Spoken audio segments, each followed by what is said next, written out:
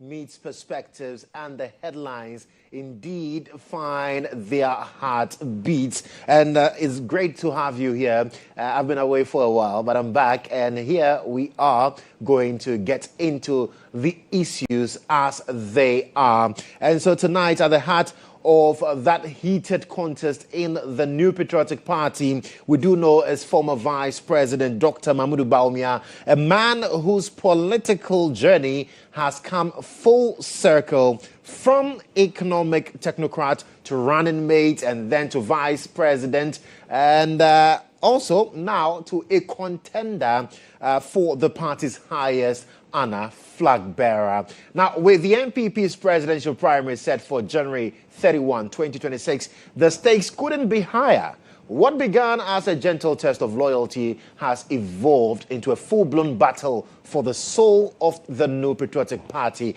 Now, Dr. Bawumia's campaign machine is on the move, touring constituencies, reaffirming his digital vision, and trying to convince delegates that continuity can also mean change.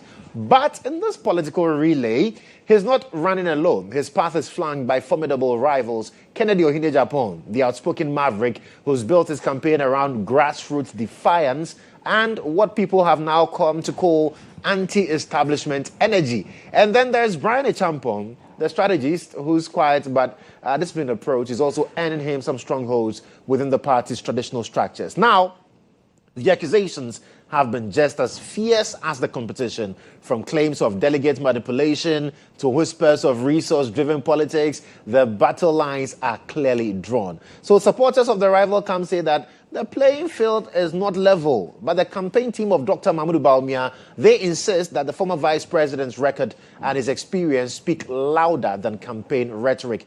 Meanwhile, interestingly, there have been recent polls that paint a very complex picture, suggesting that while Dr. Bawumia remains a front-runner, his popularity seems to be dipping slightly among certain blocks of delegates in politics. And for those of you who've followed politics for a while, you know that perception can be as decisive as the numbers. And the question now is whether his campaign can regain the momentum that made his candidacy look unstoppable. And all of this is also unfolding against the backdrop of national mood that is shifting as Ghanaians weigh the Mahama administration's new policies, from the fight against Galamsey, which is very, very topical. And we'll talk about that also, as well as Operation Recover or Loot, Oral.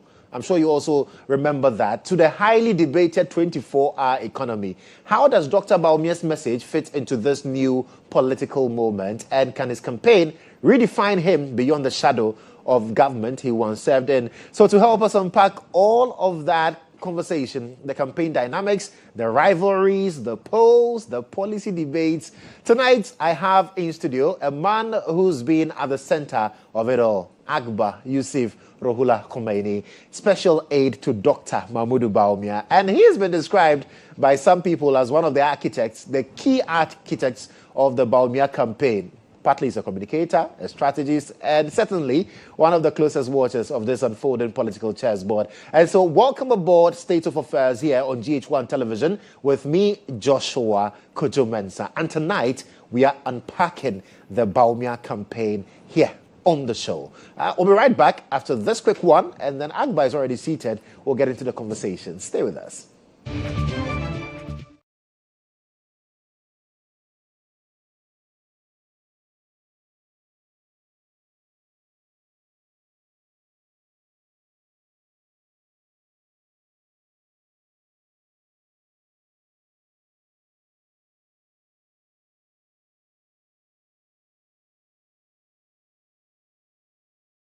Thank you so much for being a part of this conversation. Remember, we are live on social media, on X, on Facebook, and on YouTube. So do join us, and let's have your thoughts also heard there. But let me talk to you about MTN. Have you heard the latest from MTN? If not, then listen.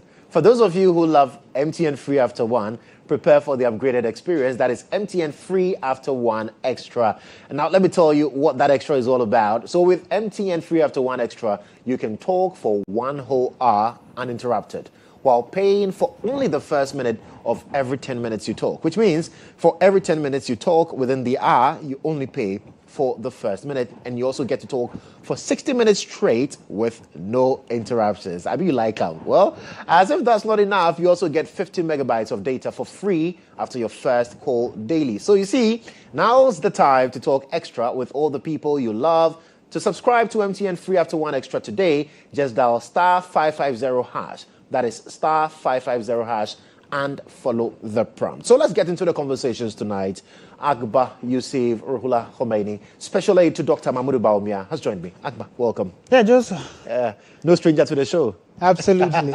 It's good to see you again. It's good to see you as well. I mean, hope you've been doing well. Yeah, very, very well. Very, very well. Absolutely. As usual, you look smart.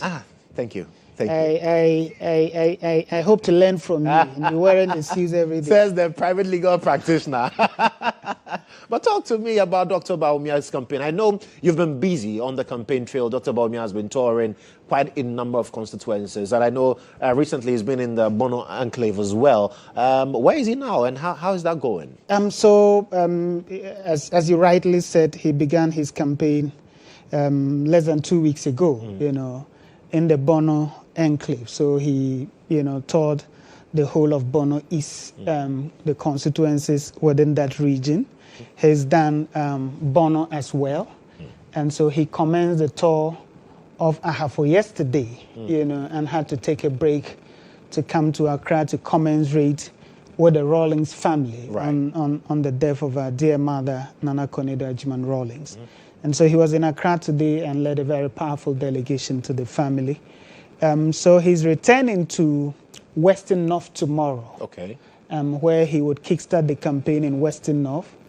After Western North region, he would stay in Western North for barely 3 days, and then he would, go back to Ahafo region, to complete, the region, and then he would come back and commence a tour in Greater Accra region, followed by Eastern region, and all of that. And it's been quite exciting. I mean, it has sent chills down the balls of our opponents, not their spines, their balls, and they have heightened the allegations, the propaganda, the so-called, establishment propaganda and all of that, because they can see the direction of the party, the spirit of the party is with Dr. Bawumia. His message is resonating everywhere he goes. People are chanting number 3, and the delegates are speaking. It's not just the candidate speaking to them.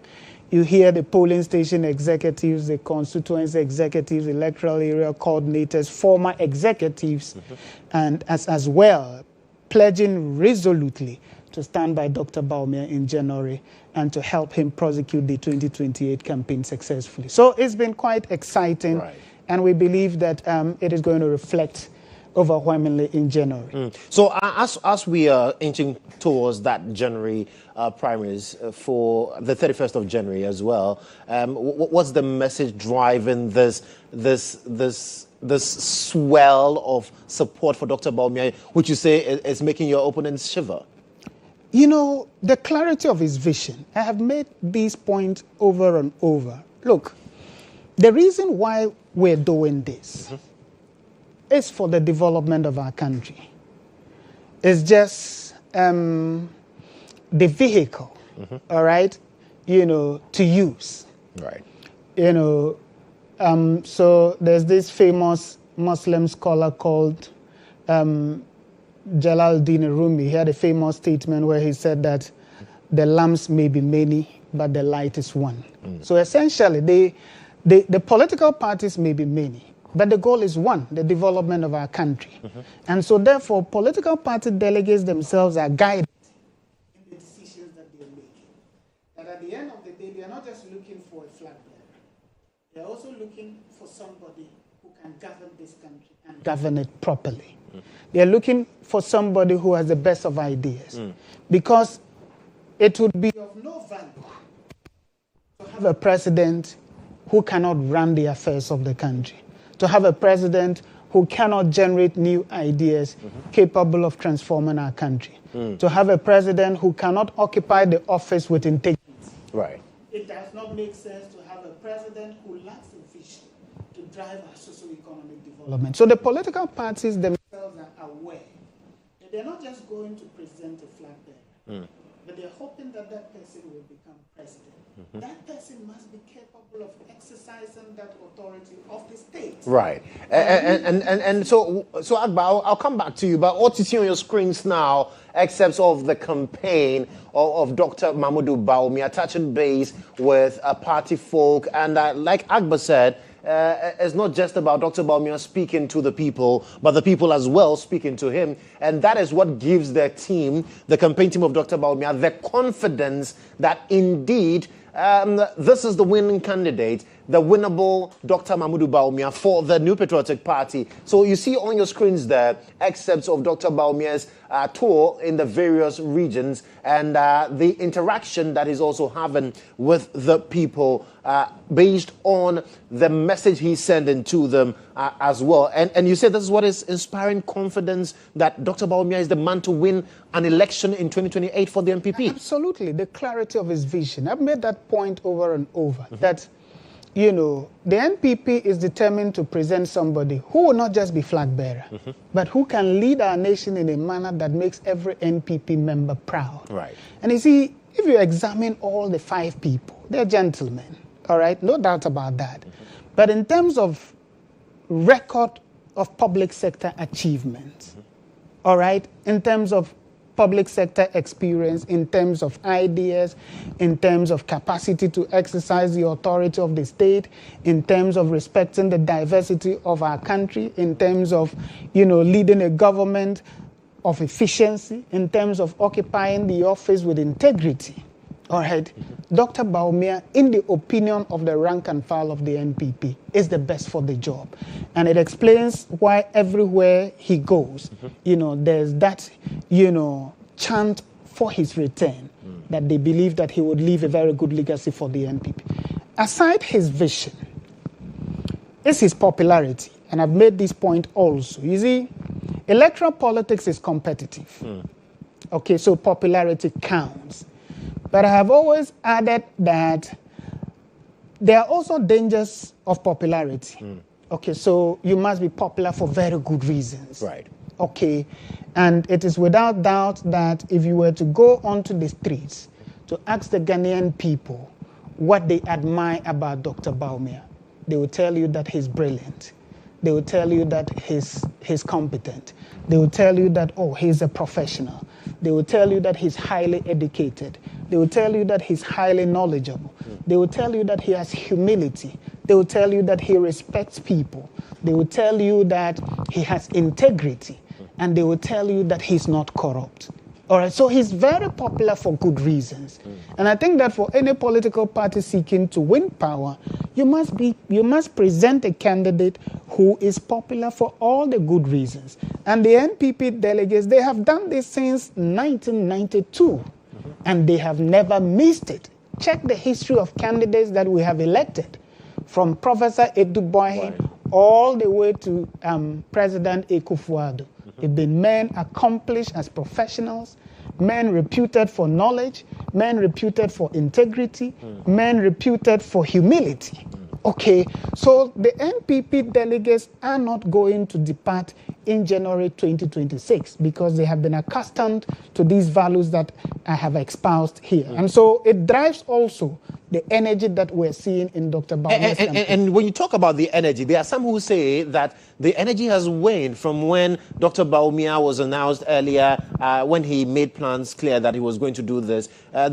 Over the period, the energy has waned. How do you respond to those? No, but you see, Dr. Bawumia is the only presidential candidate in the history of the New Patriotic Party to have won the presidential ticket on first attempt by over 60% of the votes. This is not a candidate that you say is unpopular within the New Patriotic Party. He's the first. In the entire history of our party, even if you were to extend it to 1947 when this political tradition began, he's the first presidential candidate on his first attempt to secure over 60% of the valid votes. It tells you that he has commanding presence within the New Patriotic So you disagree Party. that the energy surrounding the campaign has waned? But that is why our opponents are complaining. That is why they are accusing party executives. That is why they are saying that the polling station executives are creating an equal platform. That is why they are accusing the electoral area coordinators, accusing former government appointees, accusing, national executives, because they think that this support is being orchestrated by the party system. But it is a support founded on hard work. There's nobody in our party who denies that Dr. Bawumia has shown unparalleled commitment to the cause of the New Patriotic Party. There's nobody in our party who denies that anytime the NPP is under siege, it is Dr. Bawumia who comes to our rescue, whether one is looking at a policy debate or electioneering campaign. He has been at the center, driving the agenda of the New Patriotic Party. And the delegates are fully aware. Consistently since 1992, they have rewarded hard work. But another message of Dr. Bawumia that excites the party is his promise to restructure the welfare system of our party. Okay? Because it is important. If you are president, okay, you need to have a healthy party and an efficient government to drive a perfect synergy and to be able to achieve your agenda. Right. An efficient government with a healthy party will not deliver the ultimate goal. So Dr. Bawumia says, for instance, that the President of the Republic of Ghana alone, under the various, the Constitution and the various laws in place, appoints in excess of 7,000 people. Okay? And so Dr. Bawumia says that in order to keep the constituency base fully represented in his government, each constituency, each of the 276 constituencies would be entitled to 10 of those appointments. Right. Okay? But of course, there are going to be people qualified, and they're Ghanaians anyway. And so each constituency would have a place in a government of Dr. Mahmoud Bawumia.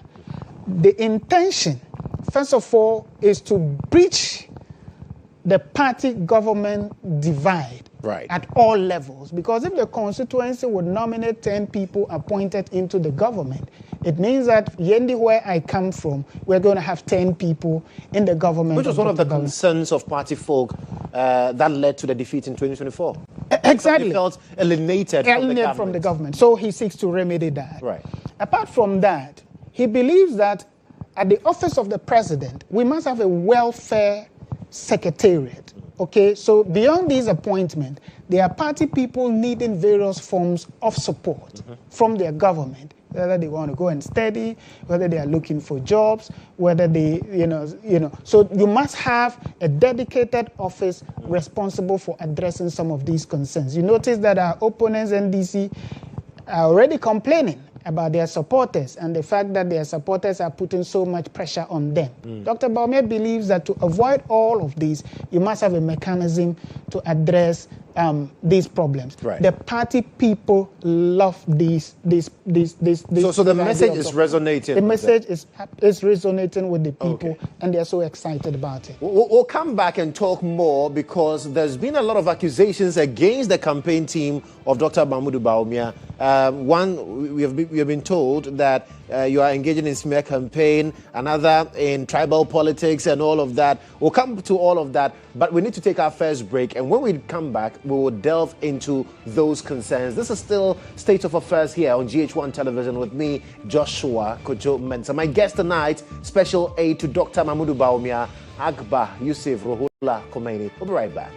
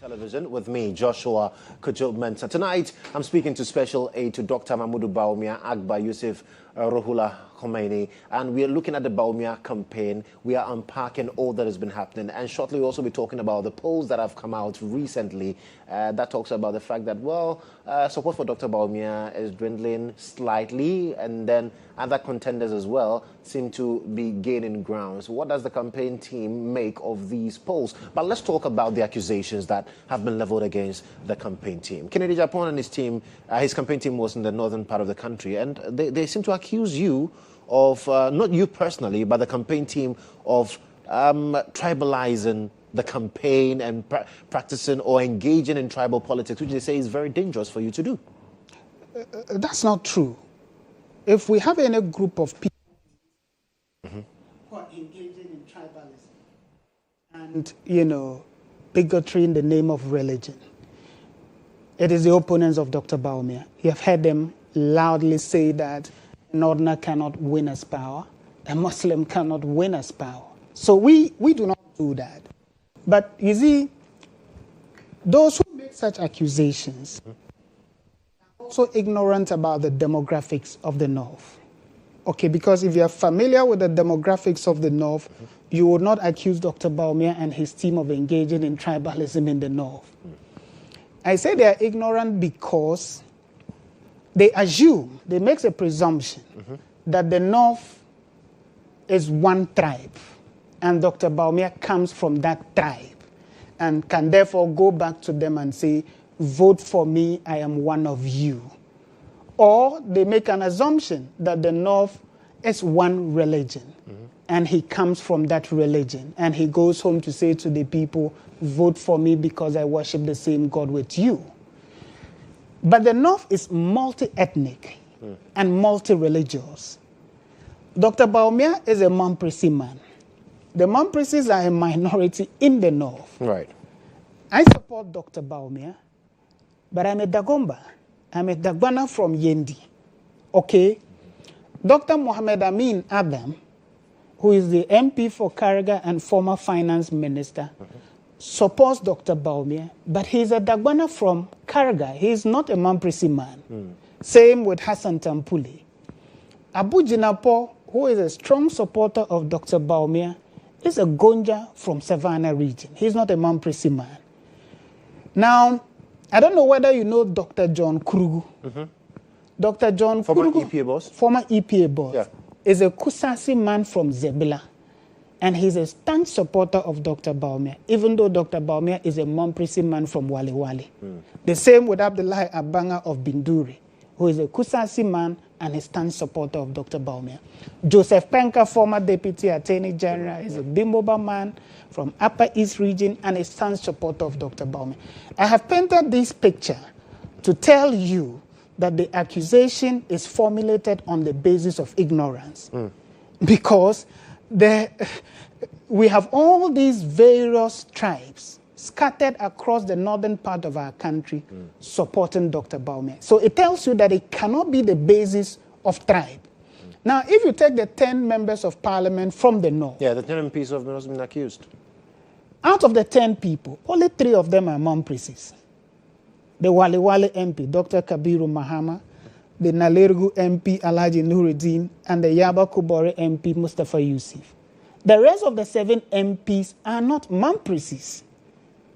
They come from various tribes in the north, and they all support Dr. Bawumia. Anybody who appreciates the dynamics of the north and the history of the NPP in the north will not accuse the NPP in the north of tribalism. You see, why do I say that?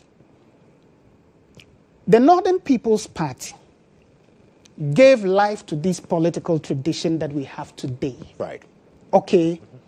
So in October 1957, after Nkrumah had passed the Avoidance of Discrimination Law to prescribe political parties that were founded on the basis of regionalism and ethnicity and religion, the various political parties decided to come together to form the United Party. So on 13th of October 1957, the new party was outlawed. The Northern People's Party came into the coalition with 15 seats. It was the highest. Buzia came with 1 seat. The rest, 0-0. But the Northern Towers at that time, Dombo, Yakubu Tale Tolona from Dagbong, Mumuni Bawumia from Mampuru, decided voluntarily, not under coercion because they had a majority, but they willingly decided that Buzia should lead the opposition party. You cannot turn around 68 years later to accuse that group of being tribal, unless you are ignorant of the history. In 1998 in Sunyani, the most prominent Northern NPP politician at that time, who was the member of parliament of my hometown of Yende, Alhaji Malik Alassane Yakubu, contested against Kufuor. The North supported Kufuor against Malik Alassane. Yeah. We were never accused of being tribal. In 2007, we had a sitting vice president, again from my constituency of Yende. All right? And the first UP vice president, Alhaji Aliyu Mahama. The North supported Ekufuado against Aliyu Mahama. We were never accused of tribalism. It certainly cannot be the case that in 2025, when we are supporting Dr. Bawumia, we are accused of tribalism. You know, that is why I said that those who formulate this charge are completely ignorant, first, of the history of the NPP in the North and the demographics of the North of our country. But, Joshua, assuming that it is even the case, let's even assume that it is the case. Is it not okay and proper that after 68 years of supporting this tradition, of giving life to this tradition, of showing loyalty, commitment, okay, unwavering commitment, even in the face of all the opposition in the North, that we have done that for 68 years. We have supported candidates from the South in the last 68 years. We have produced presidents as a result of that. We produced Prime Minister Buzia in 1969. We produced President Kufuor in 2000. Yeah. We produced President Ekufuado in 2017. Is it not morally okay, all right, politically correct to say that it is time for this political tradition to also produce a president from the North? Is it too much to ask for? That after all this loyalty, after all this dedication, has been tribal. It cannot. Politics of inclusion cannot be deemed as tribalism. We're just saying that build a national party, produce leaders from diverse backgrounds, from various parts of our country, so that our party can truly be a national party.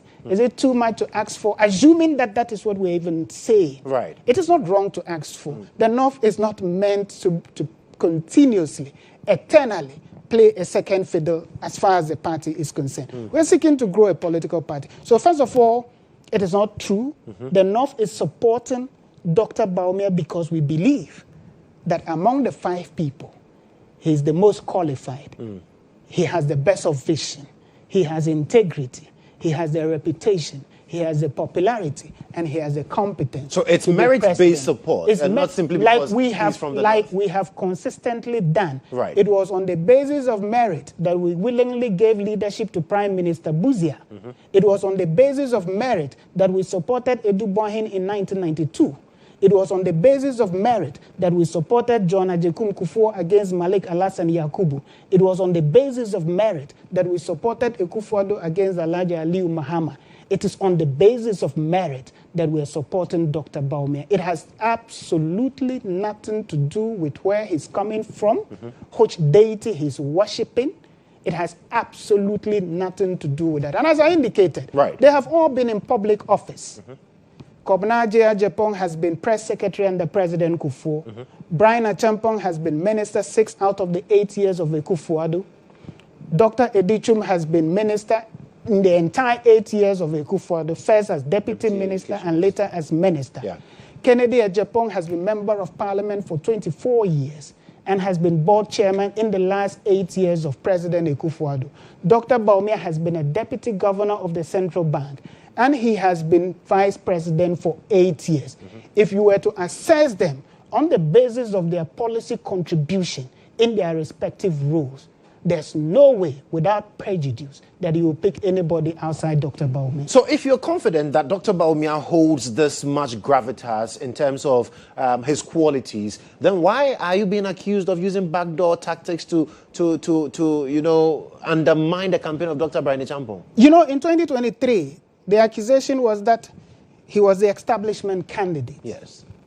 Okay? That the Akufo-Addo machinery in government was behind him. Contrary to the fact that government appointees who were part of the Electoral College were less than 1%.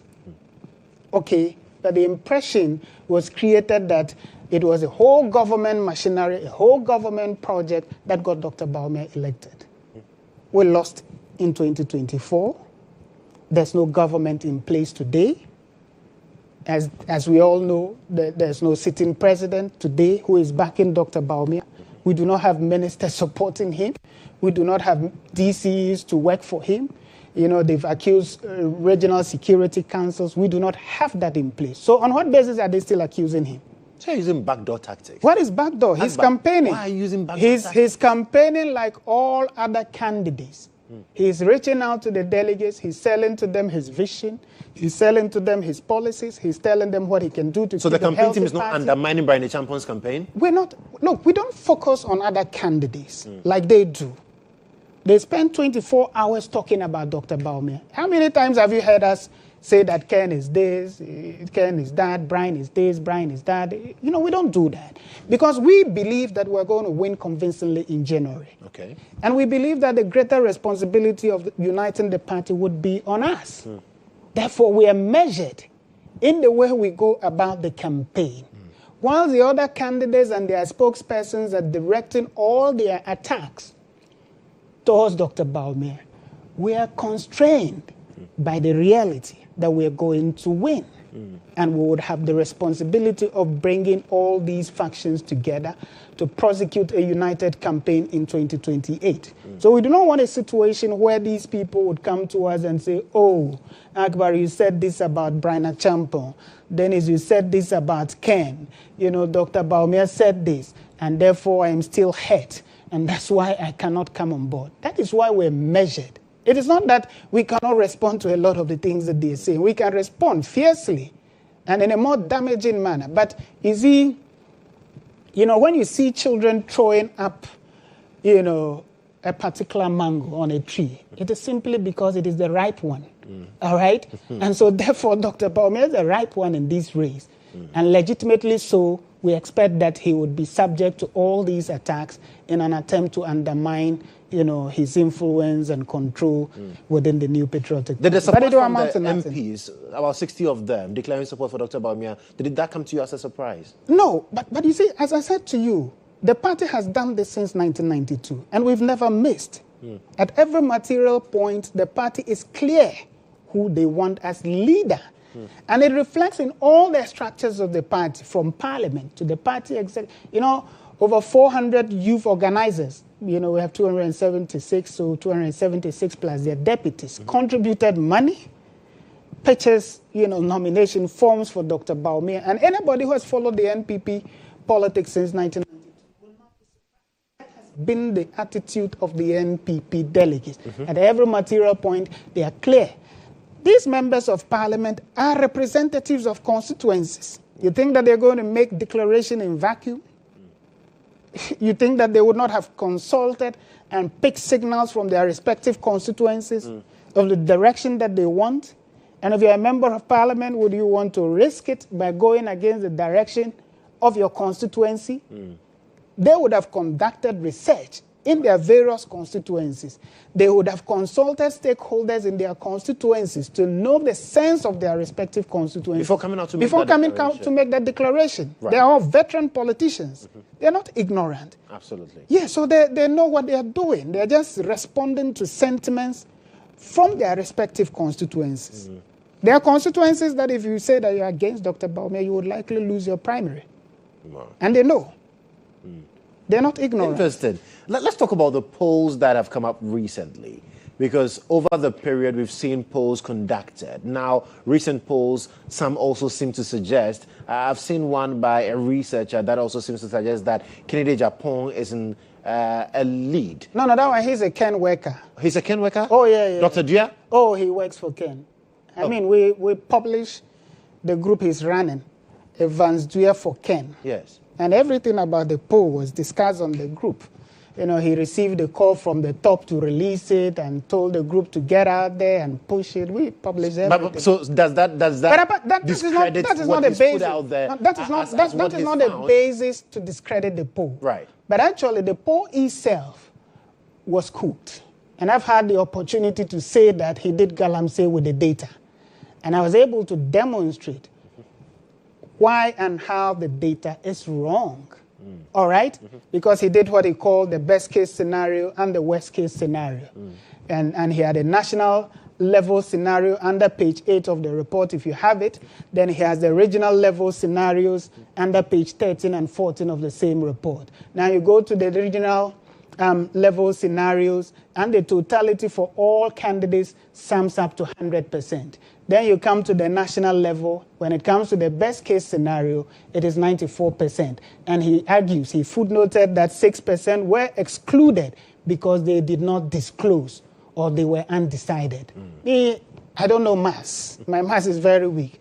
But those who do these things say that at the end of the day, the total summation should be 100%. Yes. Whether some have disclosed or they have refused to disclose, they are part of the respondents, and it must give you a totality of 100%. If you don't get that, it means that there's problem with your numbers. And we have demonstrated that that whole thing was cooked to create. It was just a response to what Global Info Analytics did prior to the release of their work. And so certainly, it was not well-intentioned. It was not driven by any sincerity. Right. It was simply cooked to show up a failing campaign. And the ones that also talk about Dr. Bawumia's popularity declining. Yes, compared to last month. Yes. But you see, there was also a broader analysis. I'm sure if you look at it, they will tell you that from 2023 and today, over a 2-year period,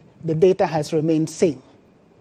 In that same report, Musa Danko made that reference. Yes. That from 2023 and 2025, the data for Ken and Dr. Bawumia remains the same. So the overall effect is that nothing is going to change in January. Okay. But in terms of how these allegations of the whole issue around religion, tribalism, and all of that, how does Dr. Bawumia react to all these sentiments he keeps hearing people say about him, and some hostility from some sections of the party targeted personally at him? He's a nice man, an extremely good human being. I say it confidently anywhere.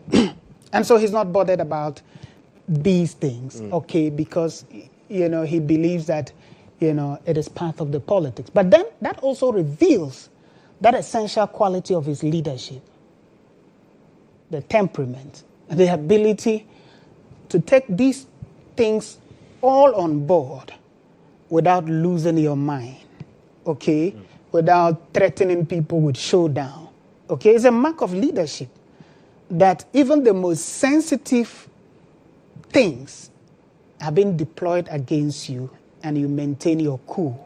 Okay, you don't even bother to respond to them. And where you respond to them, you refer them to the data. And what the data said about the effect of religion and ethnicity in 2024. It reveals that essential trait about his leadership. And I'm told that he personally also cautioned all his communicators not to respond. He has done that many times. He has done, sometimes we even contemplate defying him to respond. But he would say, no, you don't have to do it because we are going to win. And we will need everybody on board. Occasionally, I've thrown few jabs without even telling him. And he would send you a message and say, I've seen your post, I don't like it. So, it tells you his capacity to manage, some of these things. And for me, that is the most important trait of a leader, especially a leader in a democracy that is diverse, a leader in a republic that is multi-ethnic, multi-religious. You need a president who would be able to take everybody on board, all right, under a taint of a united Ghana and drive us all to the promised land. So what's the plan for post-election fractures? Because there are some analysts who have said that what we are seeing currently in the MPP is what happened to the NDC post-2016, and there were some challenges in terms of uniting the party. What's the plan to bring everybody on board if Dr. Bawumia gets to emerge as winner and leader of the party going into the 2028 elections? It begins with how the campaign is prosecuted. And that is why we're very, very cautious in the kind of things that we say about the other presidential candidates. They say all nasty things about us every day. But because we know that we would, God willing, win convincingly in January, we have been restrained to go that route. Okay, so that's how it begins. You must have a very clean campaign that at the end of the day, it should be easier to extend an olive branch to all the presidential candidates, and they would have nothing to point to as basis to reject this invitation. Right. So that's where it starts. Number two is Dr. Bawumia's ability to negotiate. Temperament is crucial in every negotiation. Okay, the negotiator must be intelligent, the negotiator must be patient, the negotiator must be accommodating. And Dr. Bawumia has all of these, and I believe that he's going to be able to negotiate well with the other presidential aspirants to join him. I mean, he did it in 2023 after the election, and you saw, some of them following him. In fact, it is because of that relationship that some of them decided not to even contest against him, and they're actually supporting him to win in general. So it tells you that he has the capacity to be able to bring everybody on board, post-January. Okay, let's just focus and talk a bit about governance, because Operation Recover All Loot, it's gained traction under this administration. It was talked about greatly prior to the elections, and some believe that is one of the reasons why the NDC got the nod in 2024, that they were going to recover all funds that have been looted by former government appointees. What's your assessment so far of Oral? The idea is a very brilliant one. And I'm not sure that there should be any political party in this country opposed to the idea of fighting corruption. Okay. Principally, that's what it is about, fighting corruption, fighting graft. In fact, it is a constitutional imperative for every Ghanaian. Our constitution speaks eloquently about probity and accountability. For those of us who are members of the NPP, it forms part and parcel of our cherished values as a political party: the rule of law, democratic accountability, comprehensively stated in our party constitution. So therefore, we cannot be opposed to any attempt to fight corruption. That's the first point. The second point is that President Akufo-Addo, who led a government between 2017 and 2025, January, has publicly stated, at least in February this year, that all appointees who worked under him must be ready to account for their stewardship. He said it publicly. So it tells you our commitment that, look, once you are entrusted with public money, public power, once you are given the authority to negotiate on behalf of the state, to contract in the name of the republic, all right, you are duty-bound, legally and morally, and actually ethically, to account for how you handle the taxpayers' money, how you handle the sovereign power of the people. The NPP cannot be opposed to that. But Oral also suffers from a philosophical contradiction. And in my personal opinion, it is one thing that would inhibit its effective implementation. And I'll explain the philosophical contradiction. Right. As the name suggests, Operation Recover All Loot. All means all. There's no interpretation anywhere in the world that can change the word all into some or part. All is all. Okay.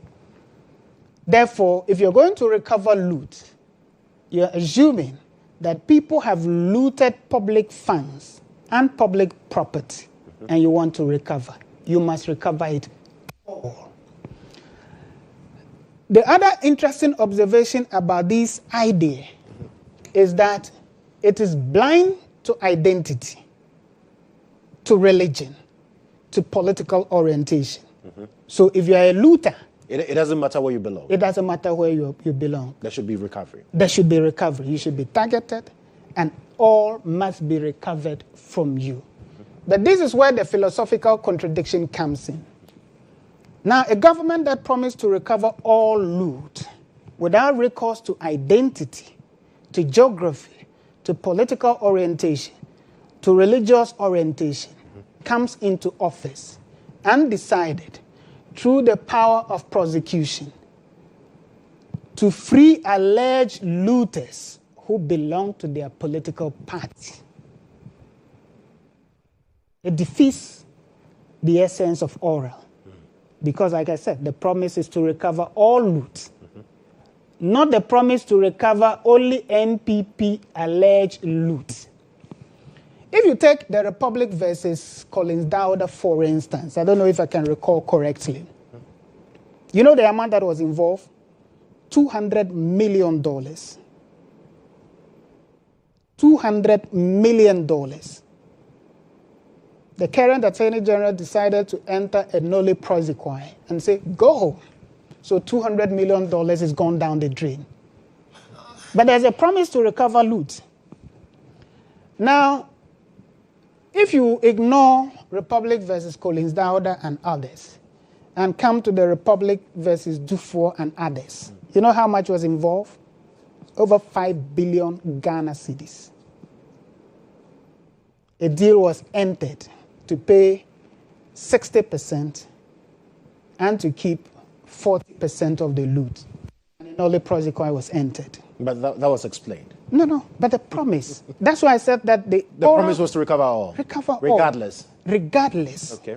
It is to recover all. And that's why I began in a preliminary comment by saying that the idea was blind to identity, to orientation, to religion, to ethnicity. It was to recover for the people of Ghana. So political party membership should not become an insurance to benefit from the power of nolle prosequi. All right? That's one case. Then you come to the Republic versus Dr. Johnson Esiama, who is now the governor of the Central Bank. Yes. There are two cases in that matter, the UT Bank case and the Unibank case. I think the UT Bank case was some 450 million Ghana cedis. And Unibank was 470-something million Ghana cedis. I can't read it. But everything summed up to over 800 million Ghana cedis. Gone down the drain. And he's a free man. Okay. Then, there are other cases. So we're talking about an Attorney General who has exercised his power not to recover in excess of over 1 billion Ghana cedis of alleged loot. 1 billion. But do you know what the government is screaming about today? 78 million Ghana cedis. I'm not saying that anybody who, is accused of looting 78 million Ghana cedis should be allowed to take it away. No, far from that. Like I said, every money, when established, has been stolen, should be recovered. Right. But I'm just making the point that you cannot free alleged looters in monies in excess over 1 billion Ghana cedis and then come and hold a press conference and say we should clap for you because you've discovered another loot of 78 million Ghana cedis. That's the first point. Okay. The second point about this oral is the amounts involved. And so I call the oral report a book of hallucinations. Because, Joshua, the reality is that oral says they're going to recover $21.9 billion. every Ghanaian should be happy that we have these monies to recover.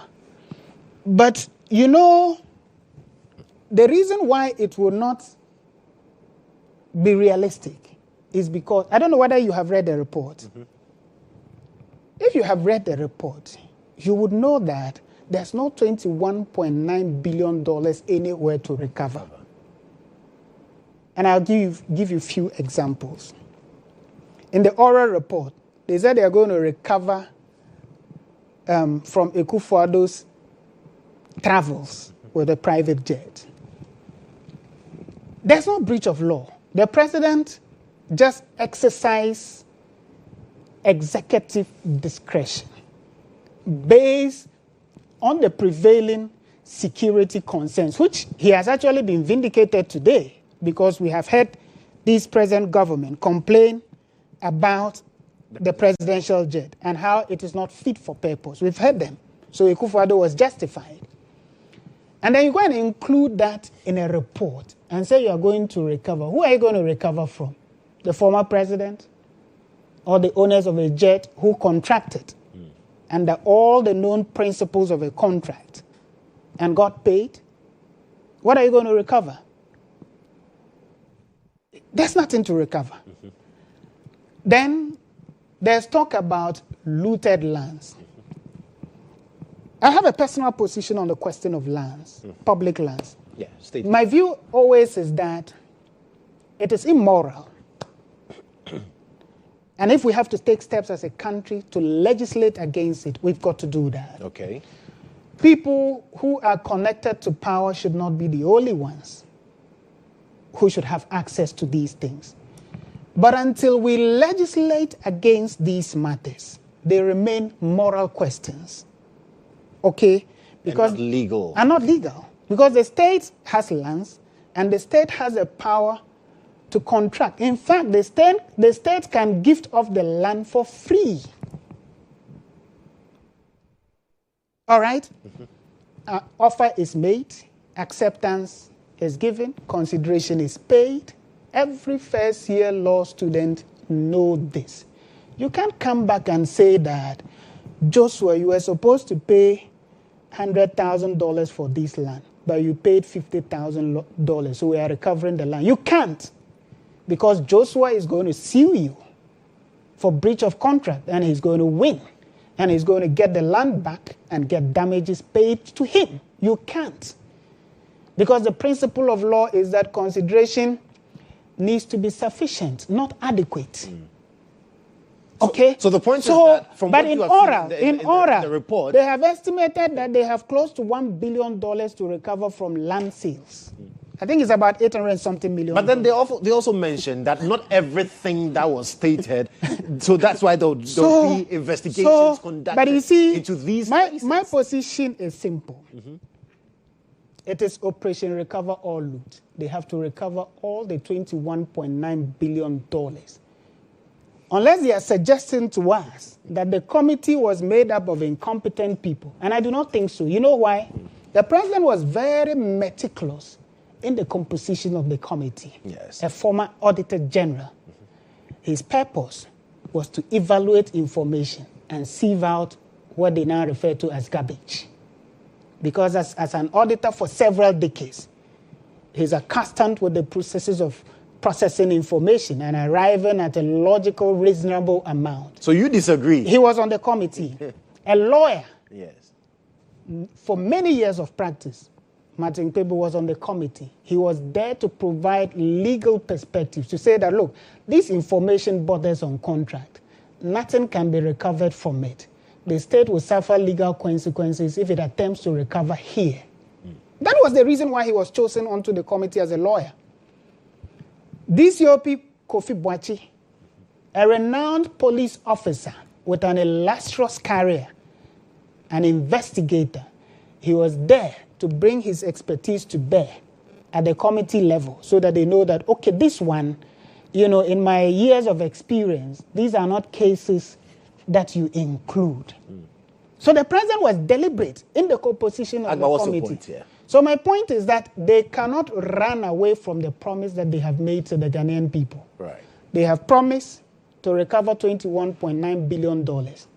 Whether they are prosecuting people or they are jailing people, ultimately, the Ghanaian people expect that $21.9 billion, which in the opinion of the NDC, through its former report, was looted, be recovered for the Republic. And until that is done, then oral has not succeeded. There will be a complete failure. So, anything short of that amount will be a complete failure. But what do you make of how the Attorney General is also going about some of the cases? For instance, the 78 million we talked about, and how I've heard people talk about the fact that, well, he's been too much in the media with these prosecutions. If he has cases against people, he should just go to court and not be updating the people of Ghana on these issues. Because it is against the professional etiquette of lawyers that you do not poison the public against an accused person. I mean, the Attorney General is a very brilliant lawyer and academic. I'm not going to pretend that I'm going to teach him the law. He knows better. But of course, sometimes people are driven by political ends, all right? And I'm sure that's what motivates him, because, you know, any lawyer would know that it is absolutely unethical to try people in the court of public opinion. Because what you come to say to the public is the theory of your case. All right? The defense has its theory of the case. And we have seen the theory of prosecutors collapse under cross-examination. That is a sweet story to tell, because nobody is testing you. You are the one rattling it and saying what you think happened wrong. Nobody has tested you. Nobody has asked you for evidence. Maybe what you claim is evidence, after all, is not evidence. Or maybe it is not admissible, all right? But he says people are singing. So, of course, I mean, if you know the NDC in 2009 all the way to 2016, what did they say? They said people were singing like canary birds. I'm sure many people have forgotten. They have said all the things that they're saying now in the past. But the point I'm making is that at the end of the day, we should be careful not to infringe the constitutional presumptions of fair trial, constitutional presumption of innocence, and the fair trial provisions under Article 19 of the Constitution. And I think that, you know, as I said in my preliminary comments, the NPP fully supports accountability. Because, look, a democracy would collapse if there's no accountability. And every political actor must be willing to account for the resources that he has been entrusted with and for the power that he has been entrusted with. That is the only way we engender confidence in our political process. So the NPP is not against that. Akufo-Addo has stated it publicly. As a party, we are not opposed to accountability, but we believe that people must be given the opportunity of fair trial to either, you know, exonerate themselves or be convicted. So is it the case that if we see Dr. Bawumia return to power, he's going to support the continuation of oral, or we're going to see it in a different form? I mean, all the political parties are committed to accountability, and it has manifested in our various manifestos since 1992.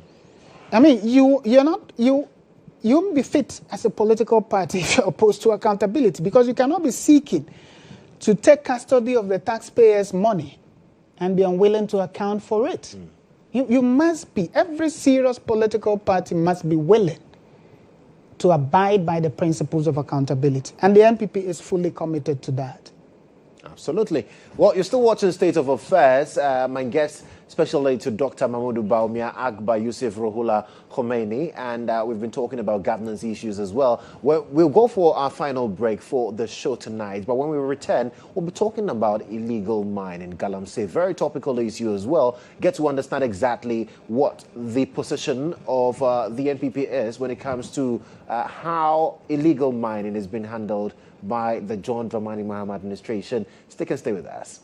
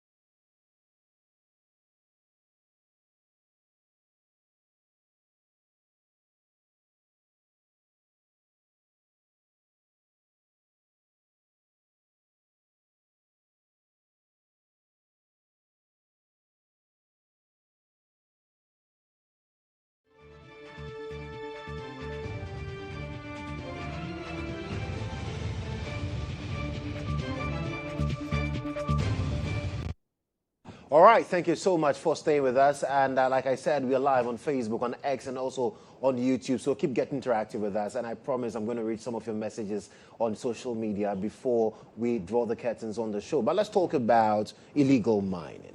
Very, very big issue that has generated a lot of conversation. And this administration promised to deal with illegal mining as well. What's your assessment so far? I think generally the NDC has been the Mona Lisa of modern scam in Ghanaian politics. You know, if you look at what they said in opposition and what they're doing today in government. I remember when Akufo-Addo began the fight in April 2017, with the banning of mining, small-scale mining for years. The NDC rejected that as an effective approach towards the fight against corruption. They said all manner of things. In fact, some of them promised that a willing president should be able to use 1 week to fight it. Felix Ofosu-Kwakye in 2024 said that, we have a standing army of 15,000, police force of 40,000, and therefore, if the president is committed to end this, it shouldn't take such a time. They're in government, and they've been dilly-dallying with the fight. So it is clear that their relationship, as far as the discourse on Galamsey is concerned, is deeply contradictory and hypocritical. They say one thing in opposition and in government. You remember the pressure they brought to bear on Akufo-Addo to declare a state of emergency? Yeah. They've been in government in the last 10 months. They're not explaining why state of emergency cannot become an effective tool to fight because Galamsey. They believe that they've not exhausted all avenues to deal with the menace. So give them time to be able to do that. They are not doing anything extraordinary from what we have always been known to. What is it that they're doing? There's NIMOS. Invading the forest. Yes. And arresting, people and burning mining equipment. We did all that in 8 years. Yes, but they said yours was uncoordinated. Now they have a secretariat that is coordinating all of these efforts. Operation Vanguard was launched in July 2017 with a 400 military and joint police personnel. Okay? And by January 2018, if I recall correctly, almost 1,000 people were arrested and were standing trials in various courts. Okay, including Chinese and Burkinabes. The NDC's response to these interventions, the NDC, John Dramani Mahama, promised that these are not the people we should be arresting, and that given power, he would free them and go for the DCs and the ministers and the kingpins. Those were the things that they said. So if you come back to power and you're arresting the same people that Akufo-Addo used to arrest, and you are destroying the same equipment that Akufo-Addo used to destroy, you have not done anything worthy commendation, especially when the environment continues to degrade and our water bodies, is endlessly being polluted. We cannot clap for you. And that's why I said that they are a Mona Lisa of modern scam. Because I've listened to Felix, and he said that this administration has shown more commitment to the fight against illegal mining. Look, Joshua, you've been around. 8-year period. What have they done? What have they done differently? They have not banned small-scale mining. They cannot ban because the whole of the existence of Gold Board is dependent on that. Akufo-Addo banned Galamsey for 2 years. They cannot even ban it. And then they say they're doing something different. They cannot. In fact, Akufo-Addo announced the ban, if I recall correctly, on the 17th of April 2017. He came into office on the 7th of January 2017. Yeah. January, February, March, April, in his 4th month, he announced the ban of small-scale mining. And the ban lasted for 2 years. Wasn't that because that was a promise he made to the Ghanaian people that they made a promise and put his presidency on the line? They made a promise to the Ghanaian people that the Akufo-Addo approach was ineffective and that they're going to do something different. They cannot even ban it. Actually, they are encouraging it. How are they encouraging it? Because Gold Board has no mechanism of tracing the gold they buy. They have no mechanism. So you say it's possible Gold Board is so they are now thinking highly It is highly possible. I'm going to refer you to this article called Militarization and Criminalization of the fight against, I think they titled The Fight Against So-Called Galamsey. It's written by one Professor Gordon, I can't recall the name, and Godfred Boichi, the two authors. They will tell you, okay, that it is very, very difficult to distinguish between gold mined legally and gold mined illegally. In any case, the NDC people are the same who have said to us that Galamsey has become a problem because Akufo-Addo issued too many licenses to small-scale miners. So they took a position that small-scale mining raises a presumption of illegal mining. The NDC, that was what they said.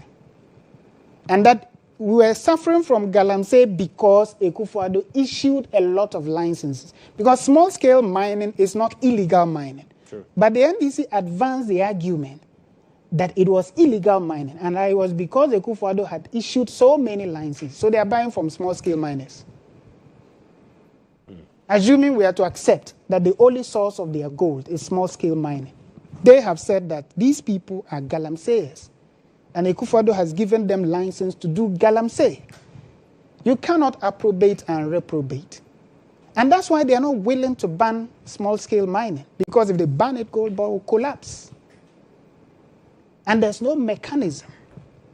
In fact, it is now that they are thinking of formulating a system to be able to distinguish between gold mined from illegal sources and gold mined from legal sources. But right now, they don't have. So what would be that act that would prove to you that indeed this government is committed? They should simply honor their promise to the Ghanaian people. Ban mining, declare a state of emergency, enforce it. The most important thing is that the Ghanaian people have given them a mandate based on the promises that they made to the Ghanaian people. They have a responsibility to fulfill that. They cannot be deflecting and seeking a way out. It's as simple. The Deputy Majority Chief Whip, Damir Honorable, he's from Volta region. In October 2024, sat on TV, recounted all the measures that the Akufo-Addo government adopted that, Roxanne, he recounted everything that the Akufo-Addo government did, that in his opinion did not deliver results. And he said forcefully that the only way out was to declare a state of emergency. Just October 2024. All those who made the argument, my friend Sam George said that this war can be won in 1 week. He sits around the cabinet table. Felix Ofosu-Kwakye said, let's not hide under collectivity. It is the responsibility of Akufo-Addo. He has the military, he has the police. If he's willing, he can do it. He sits around the cabinet table. Joyce Bauer, who is a presidential advisor, described the Akufo-Addo government as a pandemic vis-a-vis the fight against Galamsey. And that the only way to win the fight is to remove the Akufo-Addo government. She's a presidential advisor. They should bring these ideas to bear. At the end of the day, the Ghanaian people want Galamsey defeated. They want our forests recovered. They want our water clean so that we'll have a healthy food and water to rely on. President Mahama met the stakeholders, most of whom were screaming for the declaration of the state of emergency. And after that, we've not heard them ask for the state of emergency again. Is it not the case that he's been able to explain to them what he's doing? No. For which reason they need to support the administration to deliver? Those who went for the meeting came out disappointed. And they disagreed. They have not abandoned it. Because it's a promise that you made to the Ghanaian people. Our own big brother Haruna Idrisu, who was the then minority leader, I heard him live on Joy FM say the only way out was to declare a state of emergency. He sits at the cabinet table. So they were speaking to the Ghanaian people, and they heard them and voted for them. You cannot come into office and then it is business as usual. There's nothing that they are doing today that governments have not done before.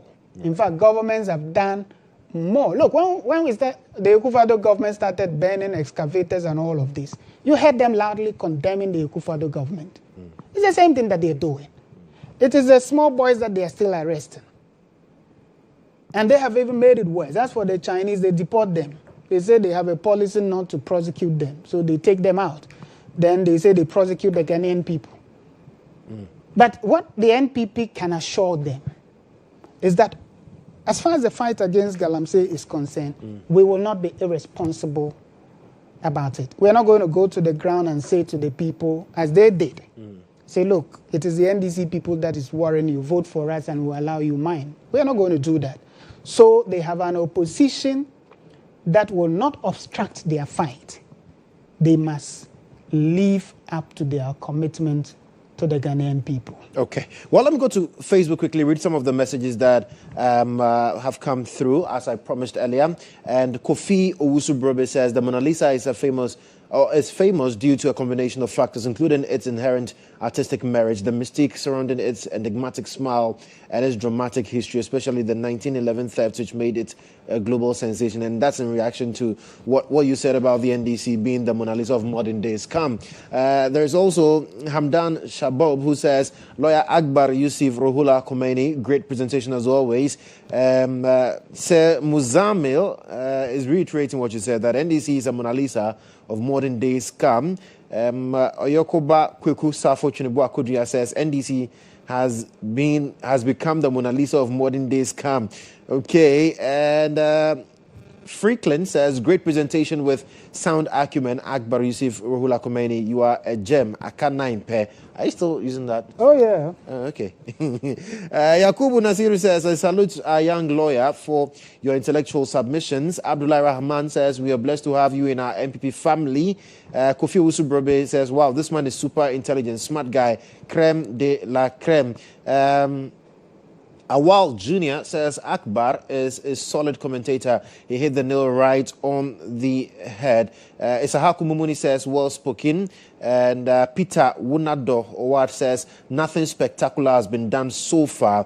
And I'm sure it's in reaction to the issue on illegal mining. So quite a number of you also sharing your thoughts. And I must say that we've had over 200 people watching us live on Facebook alone. And keep sharing to make sure that others also get to benefit from this. So Arkbar, we are drawing the curtains on the show tonight. What is your message to Ghanaians as well as MPP delegates who are preparing for January 31, 2026 to elect a flag bearer?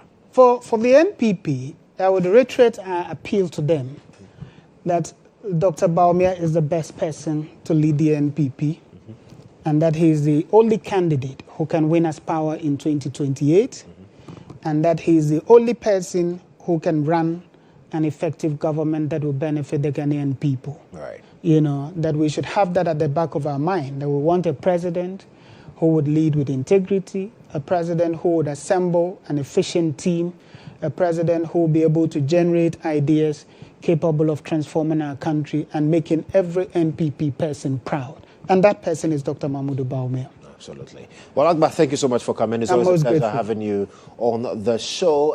It's been an exciting 80 minutes on the show here on GHOne Television. Remember, we're also live on Star 103.5 FM. And grateful to all of you who joined us on Facebook, on X, and on YouTube as well, sharing your thoughts with us on this particular show. We'll return same time next week, God willing, here for God and country as always, here on State of Affairs. Do have a lovely evening. I'll be back next week.